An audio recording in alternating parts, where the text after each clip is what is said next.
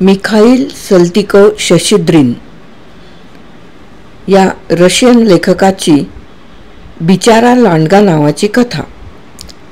सशाचे आत्मसमर्पण पाहून दुसरा प्राणी असता तर बहुधा आपल्या बोलण्यावर अडून बसला नसता. त्याने ताबडतोब दया दाखवली असती. परंतु उत्तरेकडच्या समहवामानात पैदास होणाऱ्या सर्व हिंस्त्र प्राण्यांमध्ये लांडगा हा सर्वात कमी उदार वृत्ती असलेला प्राणी आहे. तरीही तो असा दुष्ट काही आपल्या इच्छेने झाला नाही तर त्याचा पिंडच क्रूर आहे. तो मांसाशिवाय इतर काहीही खाऊच शकत नाही आणि खाण्यासाठी मांस मिळवायचं असेल तर जिवंत प्राण्यांचा जीव घेतल्याशिवाय त्याला इलाजच नाही. थोडक्यात त्याला क्रूरपणा, लूटमार करावीच लागते. त्याचं अन्न काही त्याला सहजगत्या मिळत नाही. मरण कोणाला गोड वाटतं अन तो तर सगळ्या प्राण्यांचं मरण म्हणूनच त्यांच्यावर चाल करत असतो. त्यामुळे जो कोणी जास्त ताकदवान आहे तो आपलं रक्षण करतो आणि ज्या कोणाला आपला स्वतःचा बचाव करता येत नाही त्याचा बचाव दुसरा कोणीतरी करतो. बहुतेक वेळेला लांडग्याला उपाशीच राहावं लागतं. शिवाय पाठ सडकून निघते ते वेगळंच. अशावेळी तो बसतो, नाकाडवर उचलून अशा भेदक आवाजात आरोळी ठोकतो की आजूबाजूच्या मैलभर अंतरातल्या प्रत्येक प्राण्याचा जीव भीतीने आणि दुःखाने गोळा होतो.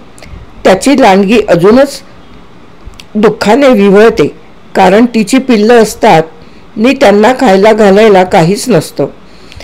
ज्याला लांडग्याचा तिरस्कार वाटत नाही किंवा जो लांडग्याला शिव्या देत नाही असा एकही प्राणी जगात नसेल. तो दिसला रे दिसला की सारं जंगल एका सुरात कंठ. हलकट लांडगा, खुनी मारेकरी, तो आपल्या सरळ पुढे पुढे पळत राहतो. मान वळवून बघायचा धाडस करत नाही. त्याच्यासोबत सतत तेच लुटारू खुनी. एका महिन्यापूर्वी लांडगाने धनगरणीचं मेंढरू ओढून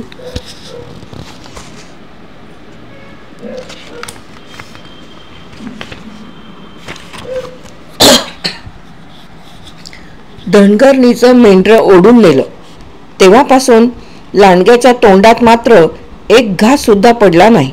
एक मेंढरू खाल्लं पण दुसरं फाडायची संधी सुद्धा मिळाली नाही. इकडे धनगरीन ओरडते नि तिकडे तो ओरडतोय.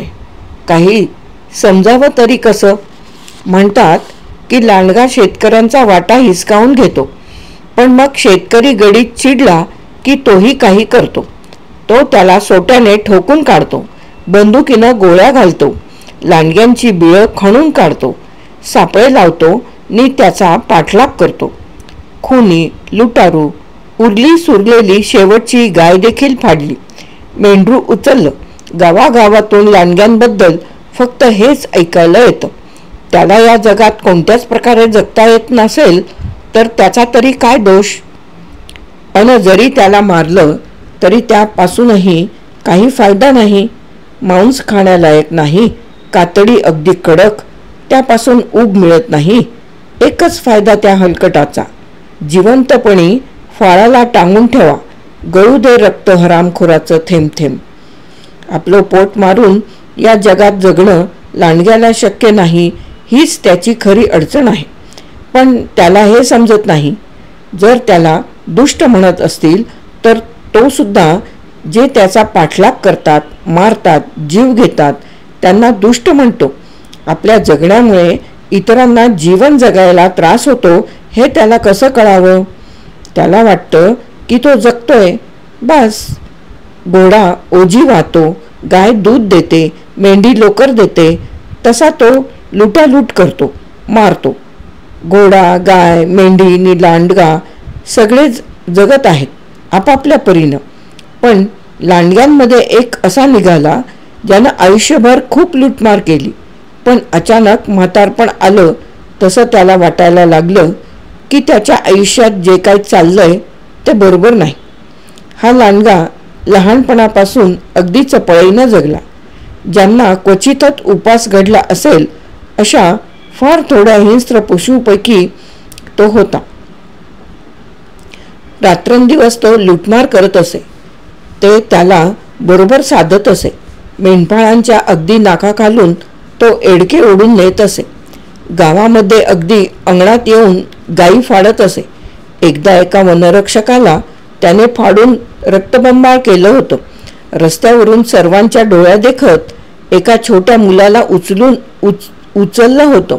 या गोष्टींमुळे सर्वजण त्याचा तिरस्कार करतात आणि त्याला शिव्या देतात हे त्याच्या कानावर आलं होतं. पण जितक्या जास्त शिव्या बसत तितका तोही अधिकाधिक हिंस्त्र बने.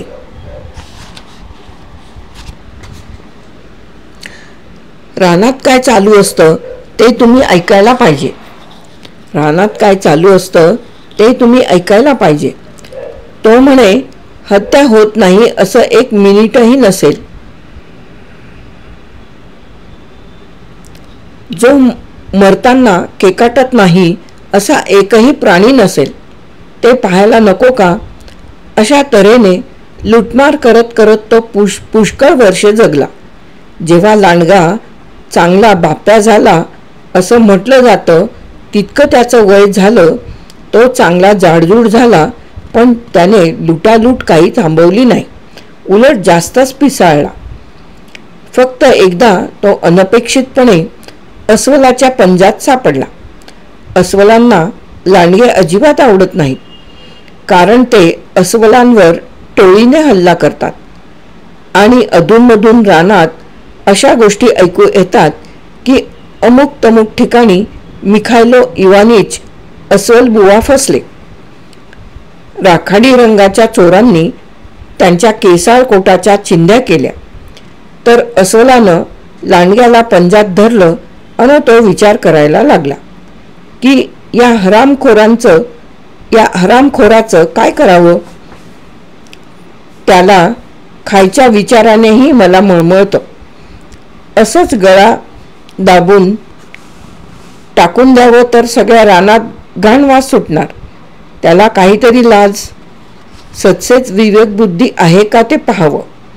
तर जर लाज असेल तर इथून पुढे मी लुटमार करणार नाही अशी त्यानं शपथ घ्यावी. मी त्याला सोडतो. लांडग्या, ए लांडग्या, अस्वल म्हणालं, तुला काही लाज सत्सत विवेकबुद्धी आहे की नाही? अरे असं काय म्हणता रावसाहेब? या जगात एक दिवस तरी सत्सेक विवेकबुद्धीशिवाय जगणं शक्य आहे का? लांडगा उत्तरला, असावं बहुधा. ज्या अर्थी तू जगतोयस त्या अर्थी जरा विचार कर. आपलं दर दिवशी ऐकावं तर तुझ्याबद्दलच ऐकू येतं. आज काय कोणाची चामडी लोळवली, उद्या काय कोणाला फाडलं, हे काय सत्सत विवेकबुद्धी असल्याचं लक्षण आहे? रावसाहेब, मला बोलायची परवानगी द्या जरा. मी काही खायचं प्यायचं की नाही, माझ्या लांडगीचं पोट भरायचं की नाही, पिलांना वाढवायचं की नाही, यावर तुम्ही काय निवाडा करता सांगा कृपा करून.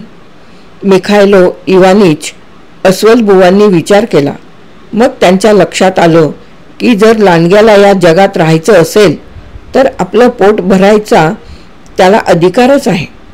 हो, ते म्हणाले, आणि मला तर मांसाशिवाय जमणारच नाही. आता रावसाहेब, तुमचंच उदाहरण घेऊया ना. तुम्ही रासपबेऱ्यांवर ताव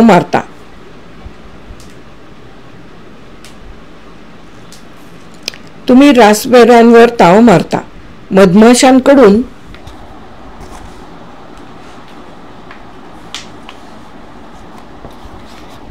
मध उचलता. ओटची कोळी कणसं चोखून खाता. मला यातलं काहीच नाही म्हटलं तरी चालेल. शिवाय साहेब, तुम्हाला आणखी एक मोकळीक आहे. हिवाळ्यात तुम्ही जेव्हा तुमच्या गुहेत झोपायला जाता तेव्हा उशाखाली एक पंजा सोडला तर तुम्हाला कशाचीच गरज नाही. मला मात्र हिवाळा नाही की उन्हाळा नाही, अन्नाचा विचार माझ्या डोक्यात नाही असं एक मिनिटसुद्धा नसेल. अन्नाचा विचार माझ्या डोक्यात नाही असं एक मिनिटसुद्धा नसेल. आणि ते सुद्धा फक्त मांस बरं का. मग आता अगोदर गळे घोटल्याशिवाय नाहीतर फाडल्याशिवाय हे अन्न मला मिळणार तरी कसं सांगा. लांडग्याचे हे शब्द ऐकून अस्वल विचारात पडलं. तरीही त्याने प्रयत्न चालूच ठेवला. ठीक आहे, अस्वल म्हणाल, पण जरा दया कर. रावसाहेब, मी तरी काय, जेवढी करणं शक्य आहे तेवढी दया करतो. तो कोल्हा आहे ना, तो फार त्रास देतो.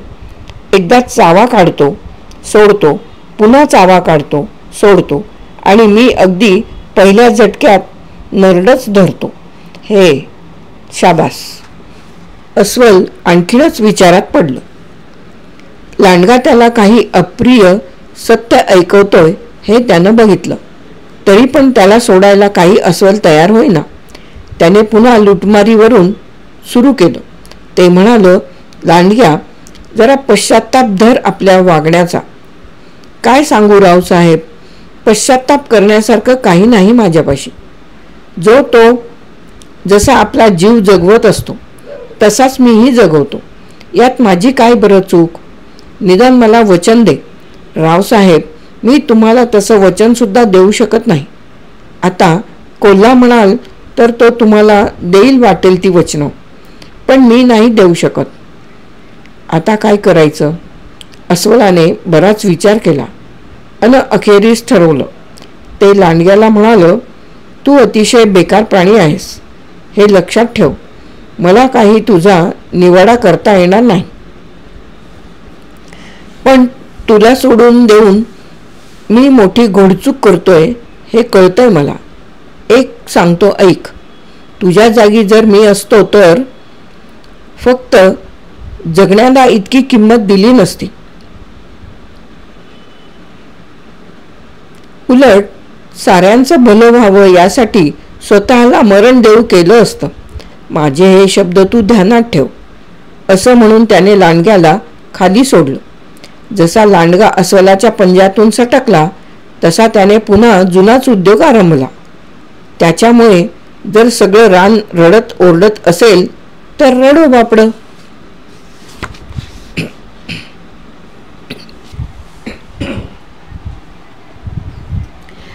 एकाच गावात मुक्काम ठोकायचा, 2-3 रात्रीत सबंध कळपाचा फडशा उडवायचा, त्याला त्याचं काहीच नाही. चांगलं पोटभर झालं की भरल्या पोटी बिळाकडे यायचा, डोळे किलकिले करून चांगली ताणून द्यायचा. इतकंच नाही तर आपल्या उपकारकर्त्या अस्वलाशी सुद्धा त्याने वैर मांडलं. पण सुदैवाने त्याला लवकर शहाणपण सुचलं. नुसतं दुरूनच त्याला पंजा दाखवून घाबरवायचा. थोडक्यात म्हणजे त्याने असा उच्छाद मांडला, पण अखेरीस त्याला म्हातारपण आलं, ताकद कमी झाली, चोरटेपणा थंडावला. शिवाय एकदा एका शेतकऱ्याने लाकडाने त्याची पाठ चांगली सडकून काढली. त्याने काही दिवस झोपून काढले तरीही तो पहिल्या इतका जबरदस्त खुनी राहिला नाही. सश्याची पाठ धरावी तर पाय साथ देत नव्हते. रानाबाहेर जावं, कळपापासून एखादं मेंढरू उचलावं तर कुत्रे धावून येत. पायात शेपटी घालून त्याला रिकाम्या हाती परतावं लागे. तो स्वतःलाच विचारायला लागला, काय हे, मला काय कुत्र्यांची भीती वाटायला लागली की काय.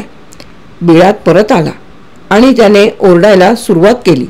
रानामध्ये पिंगळा रडतोय नि दलदलीत हा ओरडतोय. अरे बापरे. गावामध्ये भलताच गोंधळ माजला.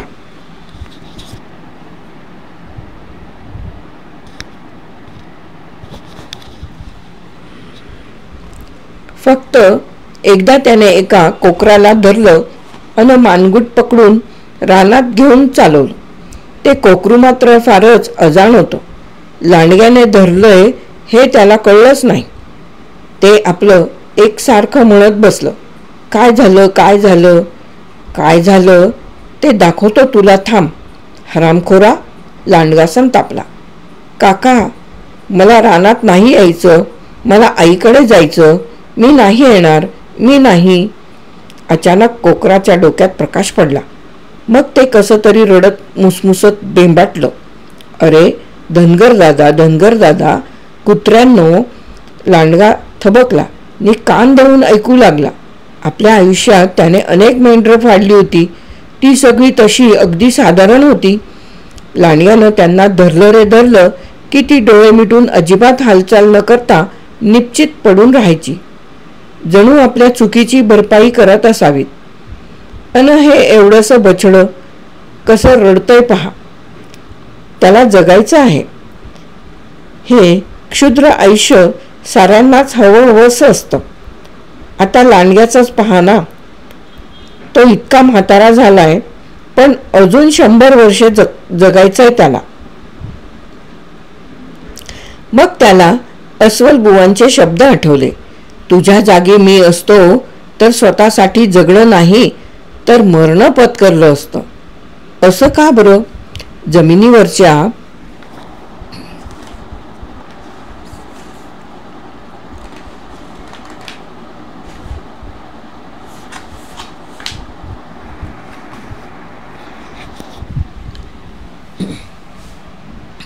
जमिनीवरच्या बाकीच्या साऱ्या प्राण्यांसाठी जीवन म्हणजे वरदान आणि त्याच्यासाठी शाप. लाजिरवाणी गोष्ट. पण इथे अडचण होती. प्राण्याला स्वतःचा जीव नाही घेता येत. प्राण्याला स्वतःचं स्वतः काहीही करता येत नाही.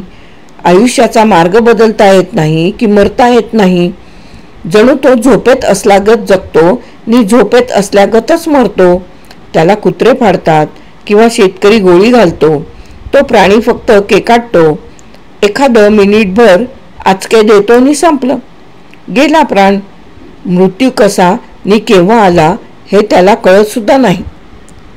जर त्याने उपाशी राहून आपला जीव दिला तर गोष्ट वेगळी. हल्ली तर त्याने सशांच्या मागे जाणंही थांबवलं होतं. पक्ष्यांचीच फक्त काय ती शिकार करायचा. एखादं कावळ्याचं पिल्लू किंवा लहानसा पक्षी तो पकडायचा नि तेवढंच खायचा. पण मग बारके पक्षी पण एका सुरात ओरडायला लागले, हलकट हलकट हलकट. हलकट? अगदी बरोबर. पण फक्त लुटमारीसाठीच. जगायचं म्हणजे तरी काय? असं धरून चालू की त्याला काही कारण नसताना उगीचच दोष देत आहेत. तो काही आपखुशीनं लुटमारी करीत नाही, पण शिव्या द्यायच्या नाहीत असं तरी कसं व्हावं? आपल्या आयुष्यभरात त्याने कितीतरी प्राणी मारले, किती शेतकऱ्यांना गावकऱ्यांना ठकवलं, आयुष्यभरातून उठवलं. या विचारांनी खूप खूप दिवस त्याचा पिच्छा पुरवला. त्याच्या कानात फक्त एकच शब्द घुमत राहिला, हलकट हलकट हलकट. इतकंच नाही तर तो पुन्हा पुन्हा स्वतःशीच म्हणायला लागला, हलकट हलकटच तर काय, खुनी मारेकरी. तरीही भूक असह्य झाल्यावर तो भक्ष्याच्या शोधात बाहेर पडे, जीव घेई, फाडे, लचके तोडी. मग त्याने मृत्यूला बोलवायला सुरुवात केली. मृत्यू, हे मृत्यू, निदान तू तरी मला प्राण्यांपासून, पक्ष्यांपासून नि शेतकऱ्यांपासून सोडव. निदान तू तरी मला माझ्यापासून मुक्ती दे. आभाळाकडे पाहत तो रात्रंदिवस हेच ओरडत असे. पण प्राणी नि माणसं त्याचं ओरडणं ऐकून थरारून जात आणि भीतीने म्हणत, खुनी खुनी खुनी. त्याला आकाशाकडे पाहून अशी याचना करायचीही सोय नव्हती. चारही बाजूंनी शिव्या सापांचा वर्षाव सुरू व्हायचा. अखेर एकदा मृत्यूला त्याची दया आली. प्राण्यांचा माग काढणारे वाटाडे तिथे आले आणि आजूबाजूच्या जमीनदारांनी त्याचा फायदा उठवला. त्यांनी लांडग्यांची शिकार करायचं ठरवलं. आपल्या बिळात तो पडलेला असताना त्याला हाकारे ऐकू आले. तो उठला नि बाहेर पडला. तो उठला नि बाहेर गेला. त्याने बघितलं तर पुढच्या रस्त्यावर भाले रोवलेत नि पाठीमागून बाजूंनी शेतकरी त्याचा माग काढतायत. त्याने पळून जाण्याचा प्रयत्नही केला नाही. मान खाली घालून तो मृत्यूच्या भेटीला सामोरा गेला आणि अचानक त्याच्या डोळ्यांच्या मधोमध वार झाला. अच्छा, सगळ्यांपासून सोडवणूक करणारं मरण हेच तर.